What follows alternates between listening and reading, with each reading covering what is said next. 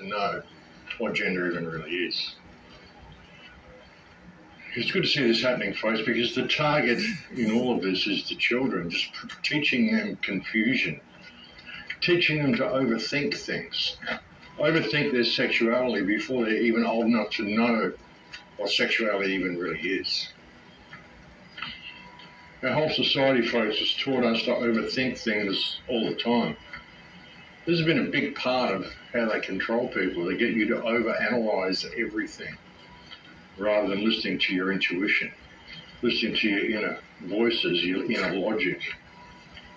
Yeah, even with a lot of the stuff that I do, folks, I mean, all the early stuff that I did when I used to come on and just talk about stuff, through the awakening, through my early films, through all the early radio shows, I mean, a lot of what I was saying was simply, I mean, people would call it downloads, but it's just intuitive communication, just connecting to source. Some people would refer to it as gnosis, just that knowing, that inner knowing of things. You know, you can just speak what feels right, and then if you want to, you can go and do the research, and you'll find that if you've been speaking from your heart, everything you said is true.